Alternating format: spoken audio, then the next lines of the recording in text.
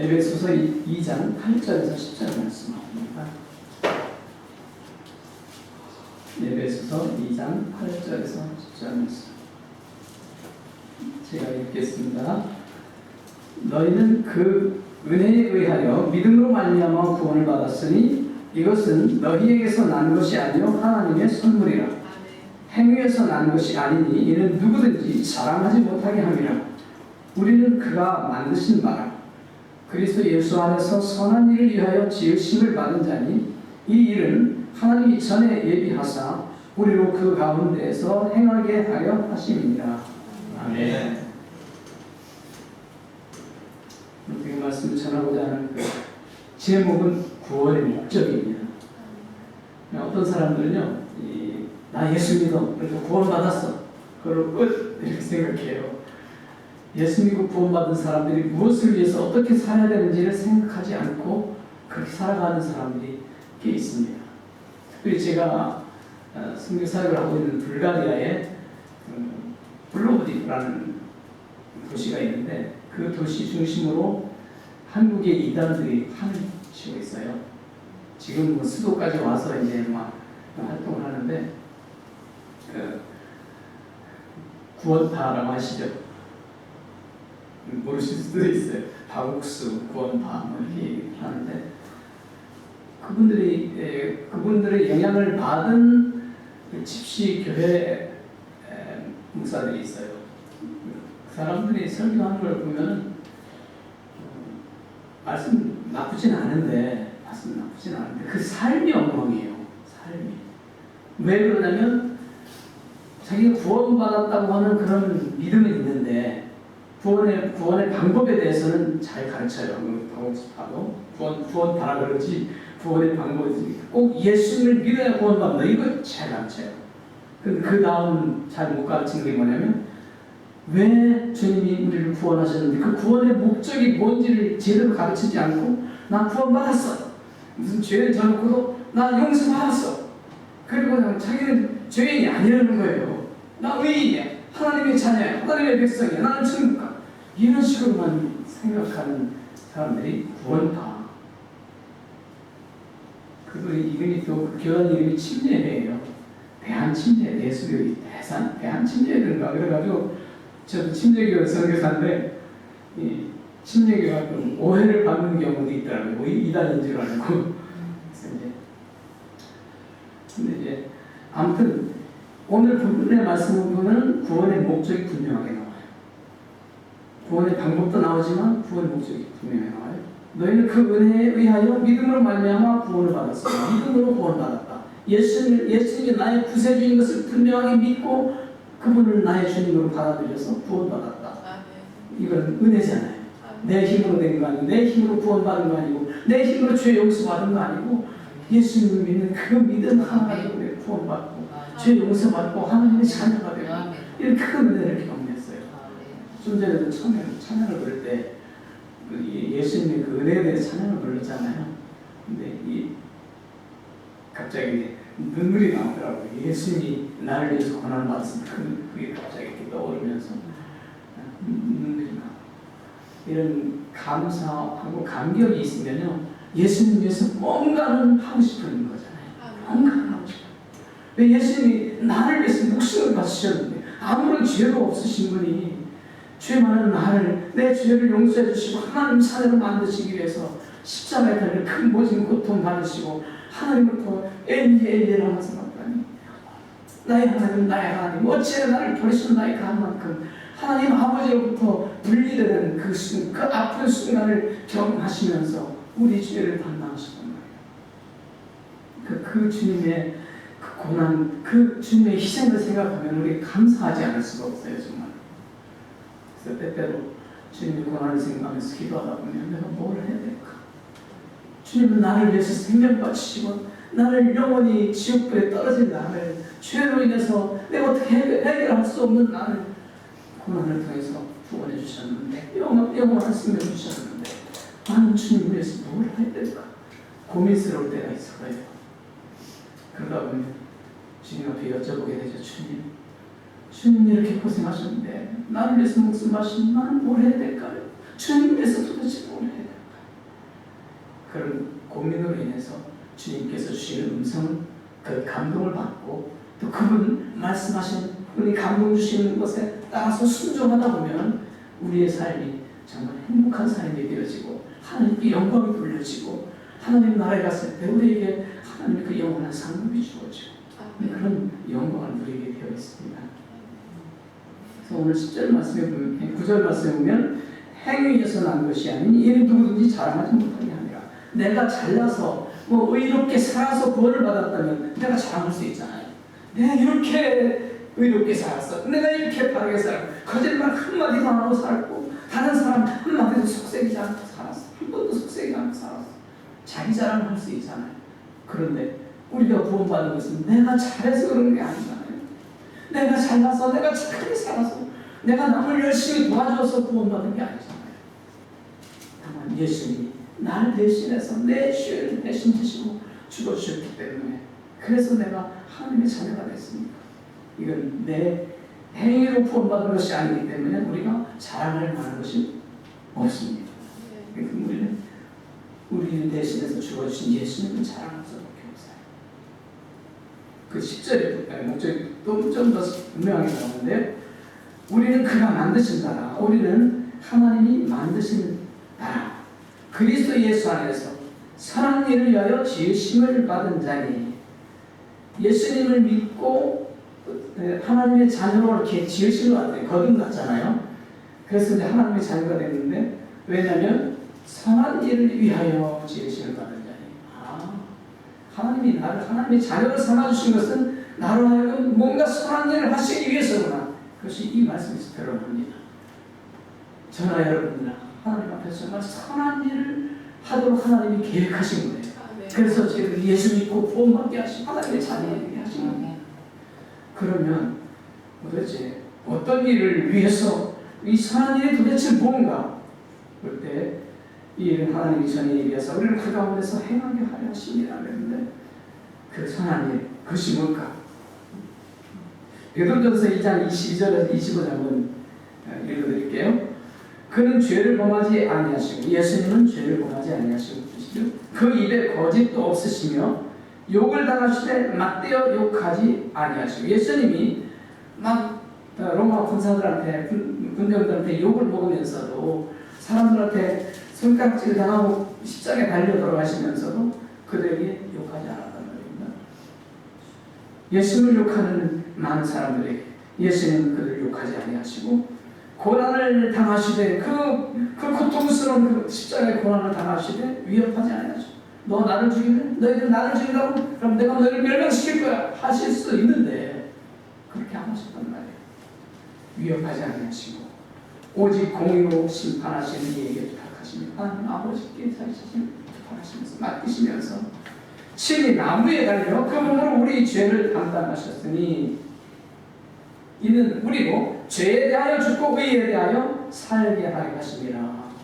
죄에 대하여 죽고 의에 대하여 살게 하려고 주님이 나무에 십자가에 달려 죽으셨단 말이에요. 그러니까 우리가 죄에 대해서 죽어야 되는데 사람 살다 보면 죄를 또 짓잖아요. 우리가 약하니까.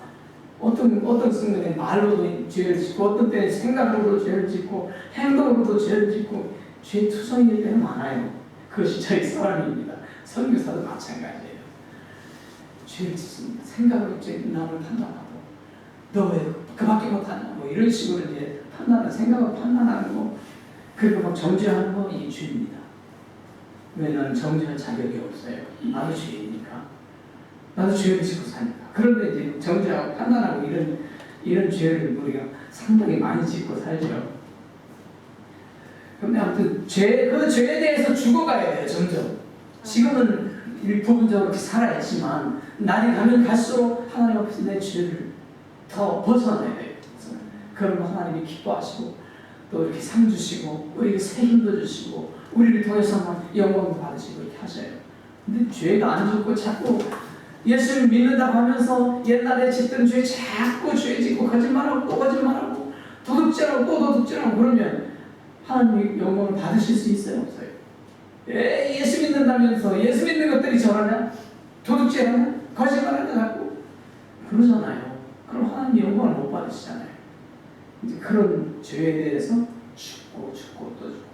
그리고 이제 성질이 급하신 분들이 또 계실 것 같은데 한두 분 정도는 성질이 급하다 보면 남이 조금 이렇게 나한테 잘못 말하면 성질이 팍 나가 뭐 이런 식으로 나가잖아요. 이것도 죄잖아요. 왜? 내 성질이 나가는 거예요. 예수님 성질이 나가야 되는데 내 성질이 나가고 또 예수님처럼 유순하게 말씀 받아들이고 순종해야 되는데 내 고집 부리고 막 말씀 안 받아들이는 거예요.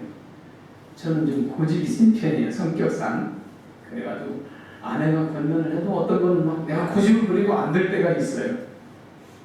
그래서 아내를 데려가셨나 봐요. 아무튼 내 고집을 피는 거, 하나님이 주신 의지를 가지고 그 믿음 붙잡고 살아가는 걸 하나님 기뻐하시는데 내 의지, 하나님이 주신 의지가 하나님의 뜻이 아니고 내 뜻을 가지고 굽히지 않고 막 하다가 사람들 상처도 주고 또 내 자신도 넘어지기도 하고 뭐 이런 거 하나님이 안 기뻐하셔요. 그래서 여기서 이제 죄에 대해서 죽고 의에 대하여 살게 하여 하십니다. 예수님이 왜 그 아픔을 겪으면서 그 몸으로 우리 죄를 다 담당하셨느냐. 우리가 죄에 대해서 죽고 의에 대해서 살게 하여. 그래서 지금 이 순간에 우리의 영적인 뭐라고 할까요? 수준이라고 그럴까요? 성장이라는 건 이것보다 한 10년 뒤에는 마치 더 성장해야 돼요. 그래야 주님이 기뻐하셔요. 성장하지 않고 그냥 쪼그라들기만 하면 주님 왜 너는 그렇게 크지는 못하니? 네가 예수 믿은 지 벌써 20년, 30년이 되는지 왜 그 사람 하나 용납하지 못하니? 이렇게 예수님 말씀하시고 책망하신단 말이에요. 그런 우리에게는 부끄러움이잖아요. 예수님 앞에서 책망받으면. 그래서 점점 우리가 이제 영적으로 성장하고 또 성장하고 해서 내 죄의 그런 습관들은 다 하나하나 다 이렇게 죽어버리고 의에 대한 습관들이 생겨나서 정말 주님의 의를 위해서 살아가는 이런 삶을 살아가는 이것이 영광스러운 삶이에요. 그러면서 그가 채찍에 맞음으로 너희는 나음을 얻었나니 예수 믿는 사람에게 치유 역사가 일어나기 마련이에요. 왜냐하면 예수님이 내 몸을 고치시기 위해서 채찍 맞으면서 그 몸의 고통을 받으셨기 때문에 그래요.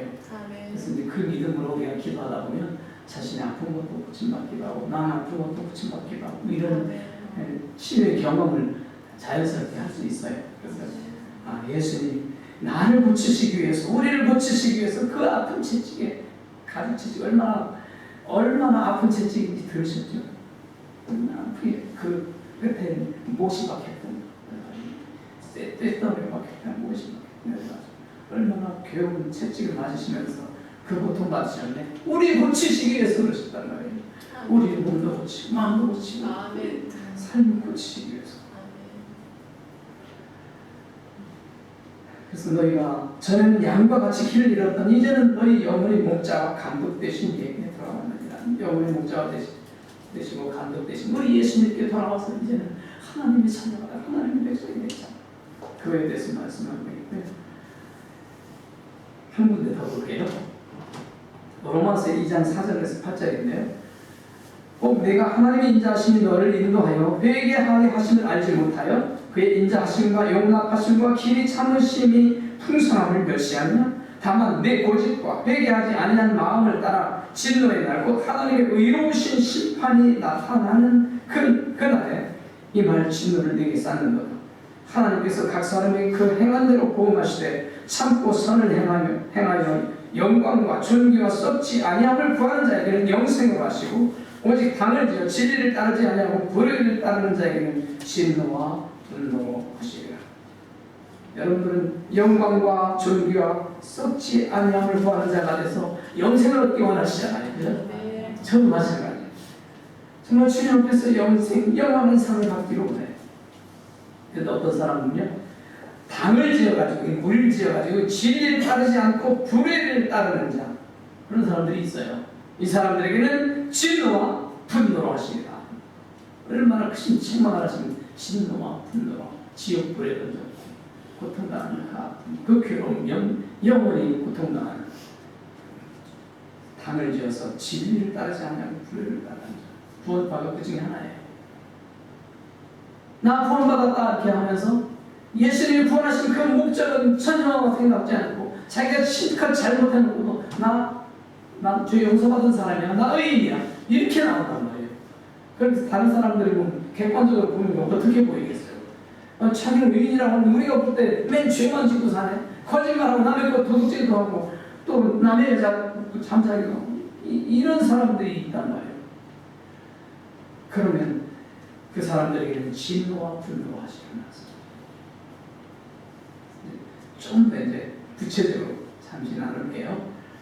그럼 하나님이 오늘 보는 말씀을 통해서 선한 일을 위해서 우리를 지으셨다고, 우리를 예수 믿게 하셔 하나님의 자녀로 삼으셨다고 그랬는데, 그럼 선한 어떤 일을 위해서 그러셨을까요? 사람마다 달라요.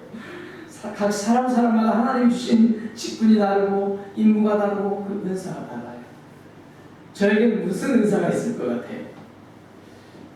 딱 보면 저 사람은 그냥 좀 착하긴 한 것 같은데 되게 말을 잘 못하는 것 같다, 뭐 이렇게 보일 수도 있잖아요, 그죠? 정말 그래요. 제가 말을 잘 못하고 자라났어요. 말 잘 못하는 사람이에요. 근데 설교하다 보니까 그래도 이 정도라도 말하게 되는데, 저에게는 이 말을 잘 자신이 없어요. 그러니까 개인적으로를 잘 못해요. 왜? 말하는 게 어긋나니까. 다른 사람의 마음도 잘 모르지. 저희 아내는 하나님 데려가셨지만 이 말을 잘하는 은사가 있었어요. 사람들 보면, 얼굴을 보면 그 사람이 무슨 생각을 하고 있는지 어느 정도 이렇게 감을 잡는 그런 감성이 좀 뛰어난 그런 면이 있었어요. 그래서 사람들하고 대화하는 거 좋아하고 얘기하다 보면 그 사람들이 머리 꼭대기에 앉아가지고 어떤 경우는 너 이런 생각하고 있지? 그럼 깜짝 놀래요. 뭐 어떻게 내 생각을 내 속에 들어왔다 나갔어요? 이런 사람을 보고 그랬어요. 저에게는 그런 것이 ቋ미 하나도 없어요. 그러니까 전도하러 가고 그러는 거는 아내가 다 하고, 저는 그럼 뭐해? 제가 할 수 있는 게 뭐 있어요?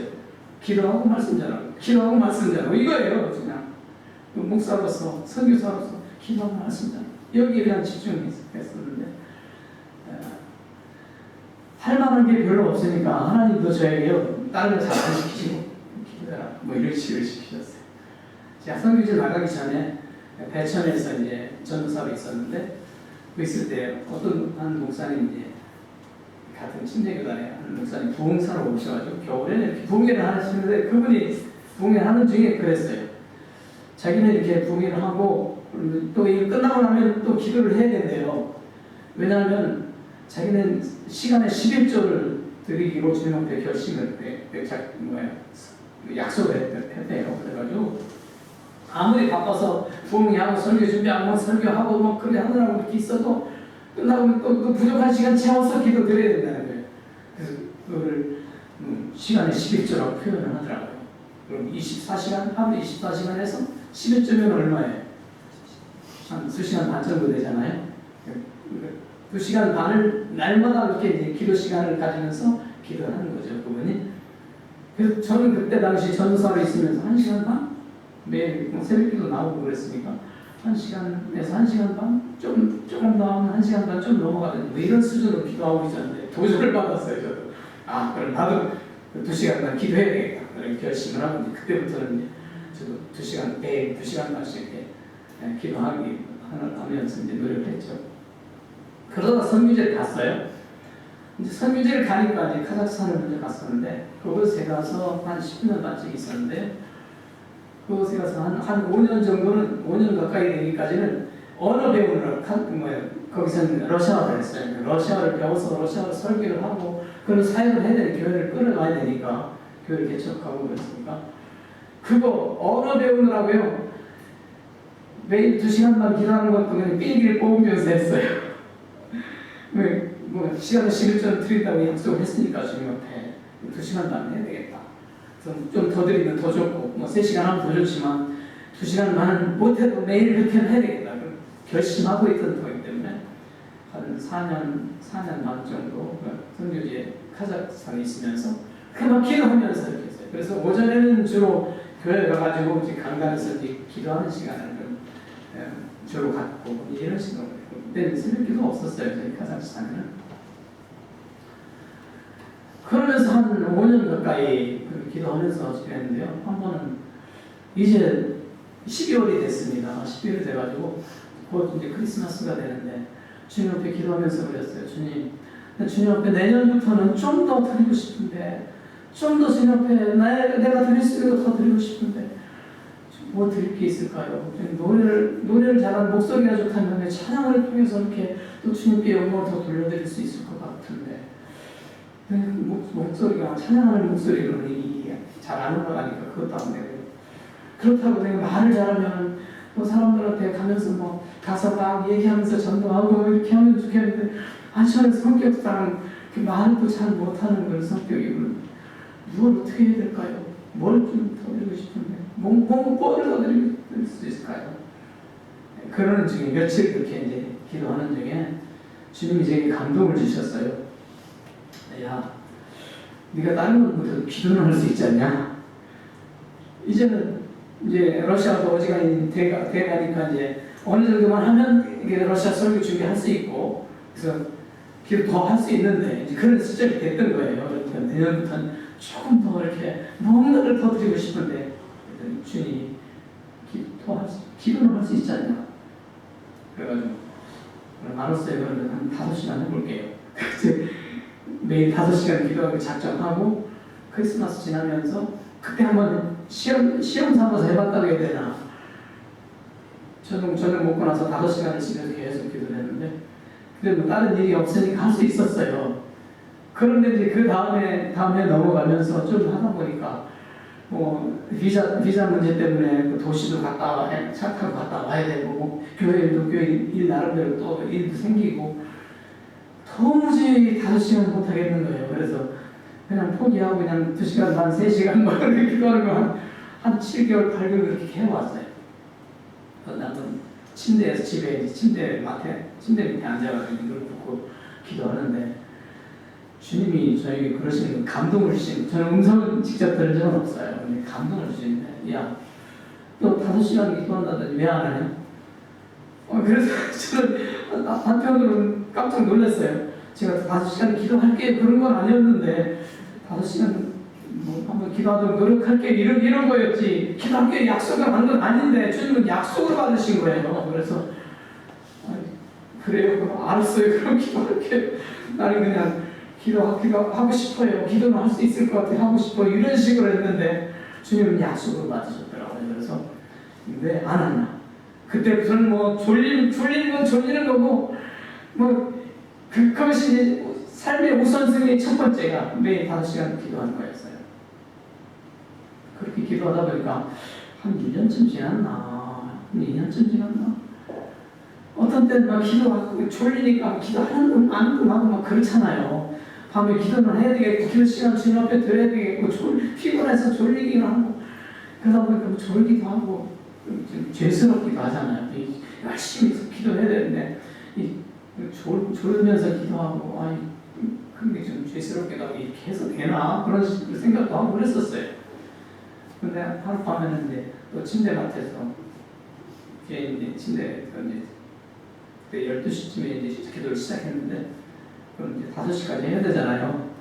만약에 그렇게 5시간 하려면 어쨌든 간에 뭐 하루에 5시간 작정한 거니까 밤에 3시간 하고 낮에 2시간 하고 뭐 상관없었어요.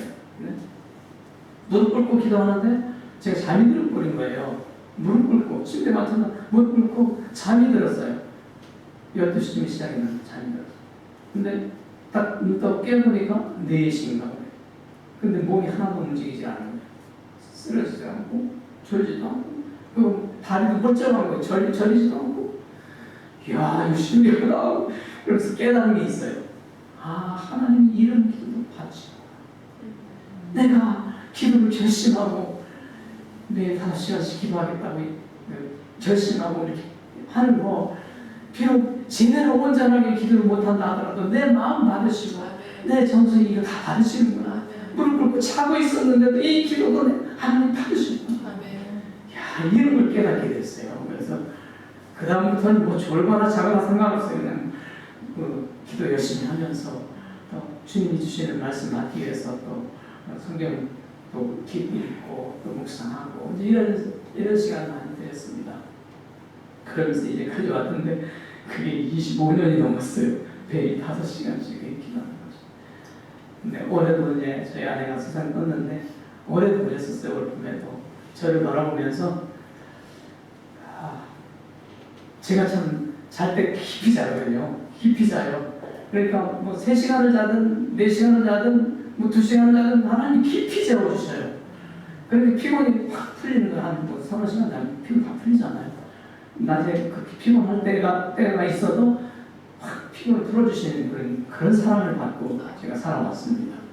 그런 모습을 아내가 계속 보면서 저한테 그래요. 당신은 예수님 친구고 나는 예수님 친구가 친구라고. 그래서 제가 격려를 받았습니다. 아내가 나보고 예수님 친구라고 그러면 친구 맞겠지 뭐 이렇게. 그래서 이제 아무튼 쉽지 않은데 그 결심 지키기가 쉽지 않은데 저에게는 이제 그런 강한 결단력이 있는 것 같아요. 그런 결정을 하는데 그걸 지키려고 최대한 애쓰는 뭐 그런 노력파인 것 같아요. 그래서 그걸 하나님이 이용하셔가지고 그 성격을 이용하셔가지고 너는 기도할 수 있었냐 이렇게 말씀하신 것 같고 지금까지도 그 약속을 지키면서 만약에 이번 주에 어떤 모임이 있어가지고 하루에 3시간씩밖에 못했다 기도를 그럼 다음 주에는 2시간씩 못한 거 플러스 해가지고 7시간 해야 되는 거예요. 때때로 이제 저희 같이 모이는 선교사들 모임이 있을 때는 이제 그런 순간이 한 3일, 4일, 한 주일 그런 시간에는 기도한 시간을 못 내는 거예요. 마치 5시간 못 내는 거예요. 그래서 2시간, 3시간도 하고 뭐 이런 식으로 기도하다 보면 그것이 쌓여가지고 그 다음 주에는 더 이렇게 한 7시간, 8시간을 더 하고 며칠을 이렇게 기도하면서 주님 앞에 기도 시간 드리려고 내 시간 주님 앞에 드리려고 노력을 해왔는데 그걸 하나님이 기뻐하시는 것 같더라고요.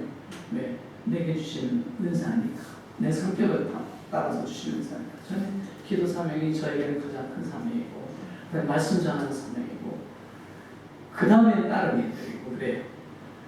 이제 여러분들에게는 어떤 것이 가장 큰 사명인지 여러분의 성품에 따라서 여러분의 삶의 성향에 따라서 어떤 사명이 가장 큰 것을 주시는지 저는 몰라요. 지금 여러분 자신을 알잖아요. 혹시 여러분에게도 혹시 주님 요구하신 거 시간에 11조 드려 만약에 주님 마음에 그렇게 말씀하시면 매일 2시간 반 기도하는 건 작정하시고 한번 해보세요. 그러면 주님이 기뻐하신다고요.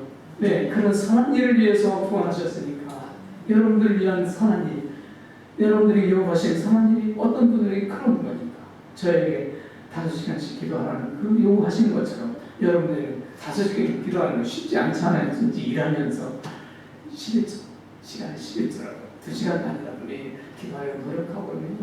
그 노력하는 애쓰는 거 보시고 주님이 기뻐하셔요. 그 어떤 분들은 말을 잘하시는 분이 있어요. 여러분들은 아마 대부분 전도하라고 하나님이 사인을 주실 것 같아요. 너 말 잘하잖냐? 얘기하는 거 좋아하잖냐? 그렇게 친구들 만나가지고 안 믿는 사람들 만나가지고 인사 열심히 하고 전도해. 그렇게 말씀하시면 일주일에 하루라도 일주일에 한 번이라도 만나서 누군가를 만나서 친한 친구면 더 좋겠지만 이웃이면 더 좋겠죠. 근데 여기 아파트촌에서 이웃 구하기 쉽지 않은데 그래도 이제 같은 동네에 사는 사람들하고 인사 나누잖아요. 이런 사람들 일주일에 한 번이라도 이렇게 왔다 갔다 만나면 처음에는 그냥 인사하다가 그런 예수 믿으세요? 안 믿으세요? 뭐 이런 식으로 얘기도 나누고 저희 아내가 말을 잘하는 말하는 걸 좋아하다 보니 그렇게 전도를 했어요.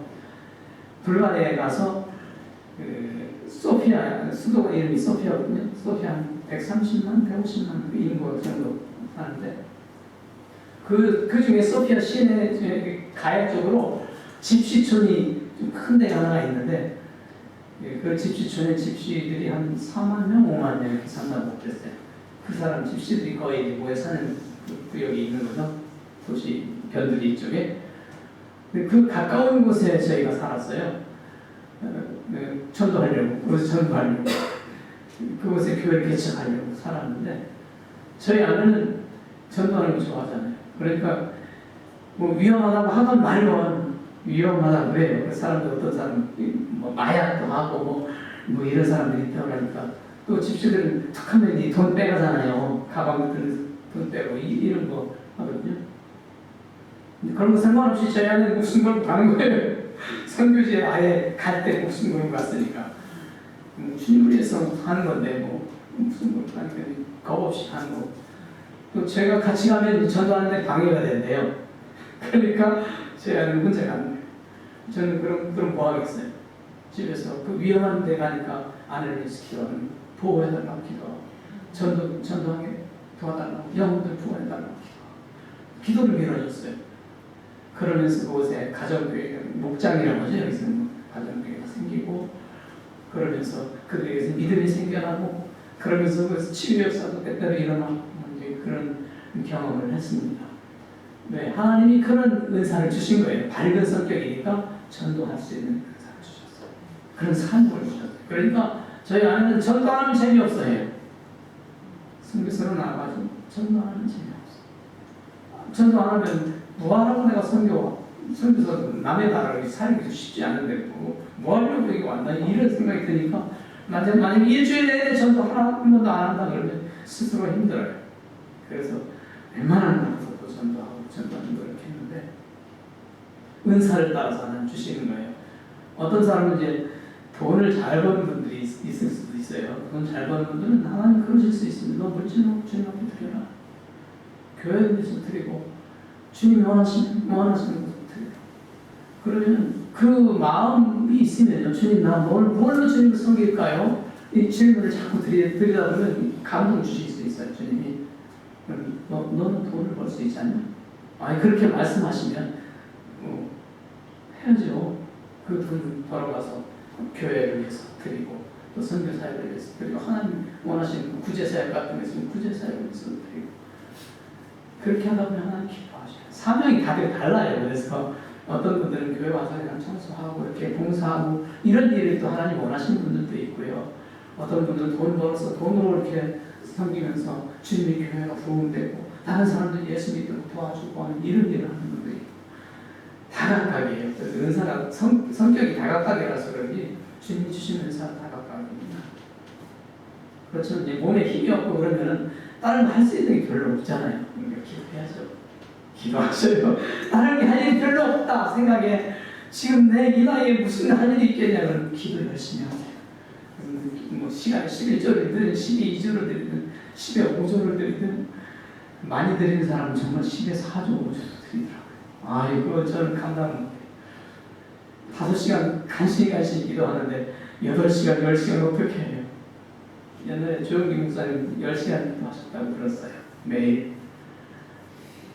그러니까 이제 하나님이 주신 은사를 따라서 기도하는 요구하시는 게 다르니까 여러분 자신에게 뭘 요구하시는지 하나님 앞에 여쭤보면 돼요. 나도 주님의 선한 일을 위해서 나를 지으셨다고 그러셨는데 어떤 일을 위해서 나를 지으셨나요, 주님?